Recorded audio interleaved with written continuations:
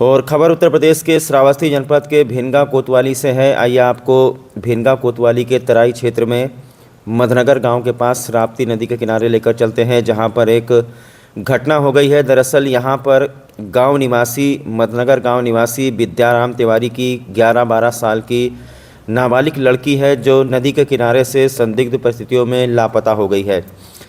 जानकारी मिली है कि उसका चप्पल और दुपट्टा जो है नदी के किनारे मिला है, इसलिए आशंका जताई जा रही है कि नाबालिग किशोरी शायद राप्ती नदी में डूब गई है।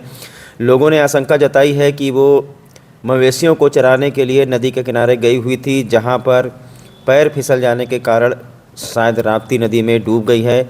बालिका के साथ में क्या हुआ है अभी तक कुछ कहा नहीं जा सकता, क्योंकि बालिका को किसी ने राप्ती नदी में डूबते हुए नहीं देखा है। सिर्फ इस आधार पर यह अंदाज़ा लगाया जा रहा है कि अगर उसका दुपट्टा और चप्पल नदी के किनारे मिला है तो संभवतः वो राप्ती नदी में डूब गई है। ये घटना कल शाम की है। उसके बाद में आज सुबह उप जिलाधिकारी और जिलाधिकारी को ग्राम प्रधान के द्वारा इसकी सूचना दी गई है। सूचना मिलते ही भिनगा कोतवाली की पुलिस मौके पर पहुंची है। हालांकि प्रशासन की तरफ से अभी किसी गोताखोर को या कोई रेस्क्यू टीम को नहीं बुलाया गया है। पुलिसकर्मी मौके पर पहुंचे हैं। गांव के जो लोकल गोताखोर हैं उनके द्वारा राप्ती नदी में बालिका की तलाश करवाई जा रही है। तो प्रीति नाम बताया जा रहा है लड़की का। विद्याराम तिवारी मधनगर गाँव के रहने वाले हैं। गाँव वालों ने आशंका जताई है कि मवेशियों को चराने के लिए राप्ती नदी के किनारे गई हुई थी, जहाँ पर शायद खेल रही थी या फिर पैर फिसलने के कारण राप्ती नदी में डूब गई। कल शाम से ही गांव के लोग तलाश कर रहे हैं। आज प्रशासनिक अधिकारियों को इसकी सूचना दी गई है और प्रशासन के लोग राप्ती नदी के किनारे जुटे हुए हैं। हालांकि राप्ती नदी में ज़्यादा पानी नहीं है, लेकिन फिर भी जो किशोरी है ये संभावना जताई जा रही है कि वो राप्ती नदी में डूब गई है। मौके पर जो है लेखपाल भी पहुँचे हैं।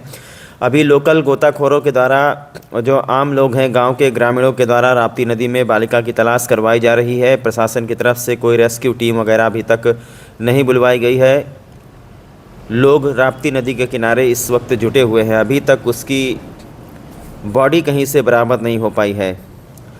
बॉडी मिल जाएगी, उसके बाद बालिका के शव को पोस्टमार्टम के लिए भेजा जाएगा। उसके बाद ही पता चलेगा कि मौत का कारण आखिरकार क्या है। अभी ये नहीं कह सकते कि वो राप्ती नदी में डूब गई है। अभी तो वो राप्ती नदी के किनारे से लापता है। जब तक उसकी बॉडी नहीं मिल जाती है तब तक ये नहीं कहा जा सकता कि वो राप्ती नदी में डूब गई है। कोई भी घटना हो सकती है। जिस आधार पर उसका दुपट्टा और चप्पल मिला है, घर वालों ने ये भी बताया है, गांव के लोगों ने ये भी बताया है कि मवेशियों को चराने के लिए लोग राप्ती नदी के किनारे जाते हैं। तो ये 12-13 साल की जो बालिका है प्रीति, ये भी भैंस चराने के लिए राप्ती नदी के किनारे गई हुई थी। हो सकता है गर्मी का महीना है, शायद नहाने लगी हो या खेलने लगी हो। लेकिन सबसे बड़ी बात तो ये है कि वहाँ पर कोई प्रत्यक्षदर्शी या कोई ऐसा व्यक्ति नहीं है जिसने देखा हो कि बालिका के साथ में क्या हुआ है, और उसे राप्ती नदी में किसी ने डूबते हुए देखा नहीं है। लोग जुटे हुए हैं, तलाश जारी है। हमारे गांव में विद्याराम तिवारी जो हमारे मधनगर में निवास करते हैं, इनकी लड़की लगभग 11 या 12 साल करीब में है।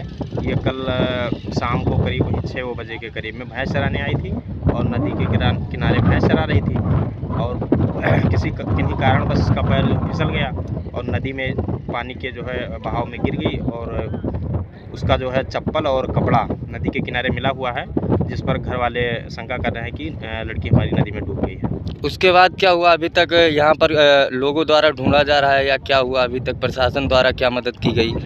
ये जानकारी हमें लगभग आज 9:30 या 10 बजे के करीब में हुई है। जब मुझे जानकारी हुई तो एसडीएम साहब को ही होना हमने जो है सूचना को जो है अवगत कराया एसडीएम साहब को। उसके बाद थाने पर जो है फ़ोन करके बताए हैं और सारी जो है टीमें आई हैं। गांव के गोताखोरों के द्वारा तलाश कराई जा रही है।